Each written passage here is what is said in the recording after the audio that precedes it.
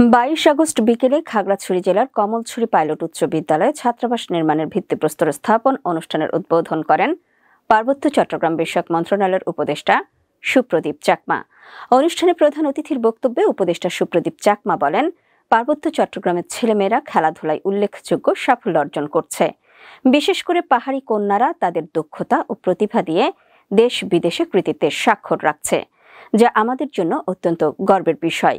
উপদেষ্টা আরও বলেন, দুর্গম পাহাড়ি এলাকাগুলোর রাস্তাঘাটের উন্নয়নের ফলে এখন মানুষ নির্বিঘ্নে চলাচল করতে পারছে এবং উৎপাদিত পণ্য সহজে পরিবহন করা সম্ভব হচ্ছে। কমলছড়ি পাইলট উচ্চ বিদ্যালয় সংলগ্ন জুনিয়র শূন্য সরকারি প্রাথমিক বিদ্যালয় ভবনটি দ্রুত মেরামত ও পুনর্নির্মাণের জন্য সংশ্লিষ্ট কর্তৃপক্ষকে নির্দেশ দেন উপদেষ্টা সুপ্রদীপ চাকমা।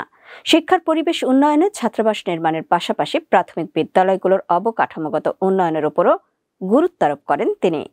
অনুষ্ঠান শেষে উপদেষ্টা সুপ্রদীপ চাকমা পার্বত্য বৌদ্ধ মিশন কমপ্লেক্স পরিদর্শন করেন।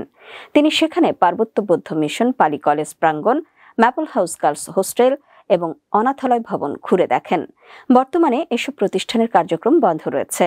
উপদেষ্টা এসব প্রতিষ্ঠান পুনরায় চালু করার লক্ষ্যে অনাথালয় পরিচালনা কমিটি গঠন সহ প্রয়োজনীয় উদ্যোগ গ্রহণের জন্য খাগড়াছড়ি পার্বত্য জেলা পরিষদের চেয়ারম্যান, সদস্যবৃন্দ এবং স্থানীয় গণ্যমান্য ব্যক্তিদের সঙ্গে মত বিনিময় করেন।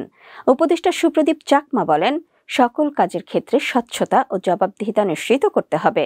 পাশাপাশি পার্বত্য অঞ্চলে আধুনিক ডিজিটাল শিক্ষা ব্যবস্থা চালু এবং স্থানীয় প্রাথমিক বিদ্যালয়গুলোকে ইংলিশ ভার্সনে রূপান্তরের পরামর্শ দেন তিনি।